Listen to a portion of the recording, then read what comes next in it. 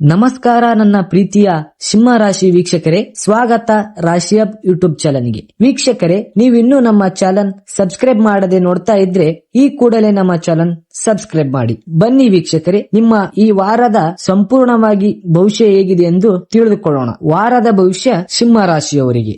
ಚಂದ್ರ ರಾಶಿಗೆ ಹೋಲಿಸಿದರೆ ಕೇತು ಮೊದಲ ಮನೆಯಲ್ಲಿ ಇರುವುದರಿಂದ ನಿಮ್ಮ ಆರೋಗ್ಯವು ಈ ವಾರ ಸಾಮಾನ್ಯಕ್ಕಿಂತ ಉತ್ತಮವಾಗಿರುತ್ತದೆ. ಇದರಿಂದಾಗಿ ನೀವು ಉತ್ತಮ ಆರೋಗ್ಯವನ್ನು ಅನುಭವಿಸುತ್ತೀರಿ. ನೀವು ಯಾವುದೇ ಹಳೆಯ ಸಮಸ್ಯೆಯಿಂದ ಬಳಲುತ್ತಿದ್ದರೆ ಈ ಸಮಯದಲ್ಲಿ ಆ ಸಮಸ್ಯೆಯನ್ನು ಸಂಪೂರ್ಣವಾಗಿ ತೊಡೆದುಹಾಕಲು ಈ ಸಮಯವು ಸಹ ಕೆಲಸ ಮಾಡುತ್ತದೆ. ಈ ವಾರ ಸಮಾಜ ಅನೇಕ ಗೌರವಾನ್ವಿತ ಜನರೊಂದಿಗೆ ಸಂವಹನ ನಡೆಸಲು ನಿಮಗೆ ಸಾಧ್ಯವಾಗುತ್ತದೆ.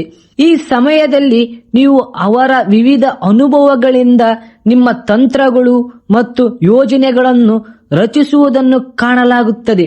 ಶನಿಯು ಚಂದ್ರ ರಾಶಿಗೆ ಹೋಲಿಸಿದರೆ 8ನೇ ಮನೆಯಲ್ಲಿ ಇರುವುದರಿಂದ ಭವಿಷ್ಯದಲ್ಲಿ ನಿಮ್ಮ ಹಣವನ್ನು ನೀವು ಬುದ್ಧಿವಂತಿಕೆಯಿಂದ ಹೂಡಿಕೆ ಮಾಡಲು ಸಹಾಯ ಸಿಗುತ್ತದೆ. ನೀವು ಏನು ಮಾಡಿದರೂ ಕುಟುಂಬ ಸದಸ್ಯರು ನಿಮ್ಮೊಂದಿಗೆ ಹೆಚ್ಚು ಸಂತೋಷವಾಗಿಲ್ಲ ಎಂದು ಈ ವಾರ ನೀವು ಅನುಭವಿಸುವಿರಿ.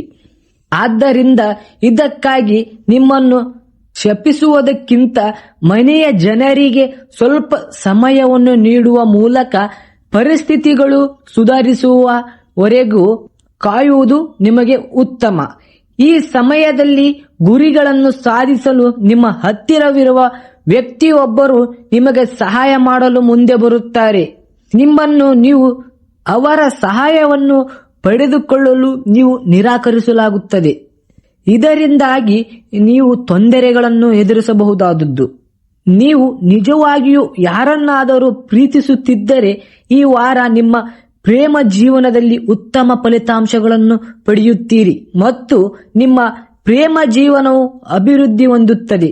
ಮತ್ತೊಂದೆಡೆ ನೀವು ಇನ್ನೂ ಒಂಟಿಯಾಗಿದ್ದರೆ ಕುಟುಂಬ ಸದಸ್ಯರ ಸಹಾಯದಿಂದ ವಿಶೇಷ ವ್ಯಕ್ತಿಯನ್ನು ಭೇಟಿಯಾಗುವ ಅವಕಾಶಗಳು ನಿಮಗೆ ಸಿಗಬಹುದು. ಮದುವೆಯ ಸಮಯದಲ್ಲಿ ನೀಡಿದ ಎಲ್ಲ ಭರವಸೆಗಳು ನಿಜವೆಂದು ನೀವು ಅರಿತುಕೊಳ್ಳುವ ಈ ವಾರ ನಿಮ್ಮೊಂದಿಗೆ ಅನೇಕ ಘಟನೆಗಳು ನಡೆಯುತ್ತವೆ.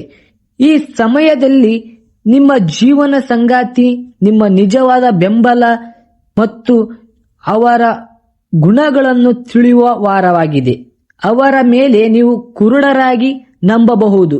ಮತ್ತೆ ಈ ವಾರ ಚಂದ್ರನು ನಿಮ್ಮ 7ನೇ ಮನೆಯಲ್ಲಿರುತ್ತಾನೆ.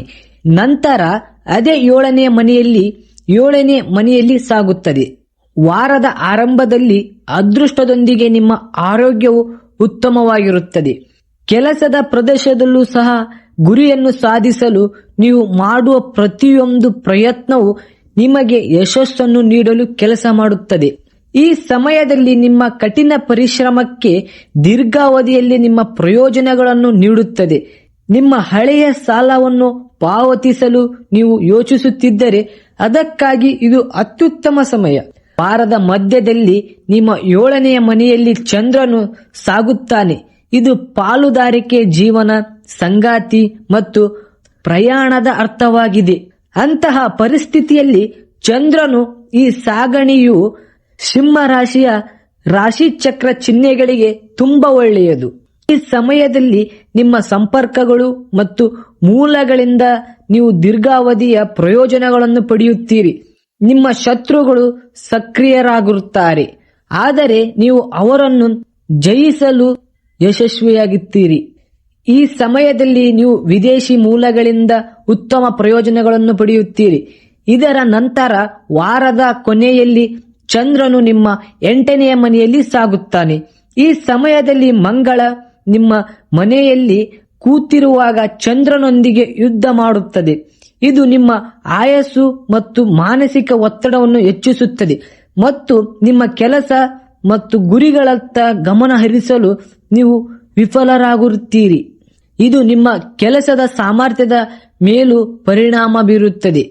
ನಿಮ್ಮ ಸಹ ಉದ್ಯೋಗಿಗಳ ಮತ್ತು ಅಧಿಕಾರಿಗಳೊಂದಿಗೆ ನೀವು ಏನಾದರೂ ವಿವಾದವನ್ನು ಹೊಂದುವ ಸಾಧ್ಯತೆ ಇದೆ.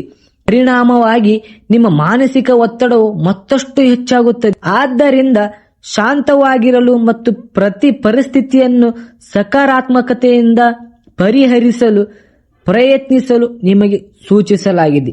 ಈ ವಾರದ ಪರಿಹಾರ: ಪ್ರತಿದಿನ ಸೂರ್ಯೋದಯದ ನಂತರ ಗಾಯತ್ರಿ ಮಂತ್ರವನ್ನು ಪಠಿಸಿ.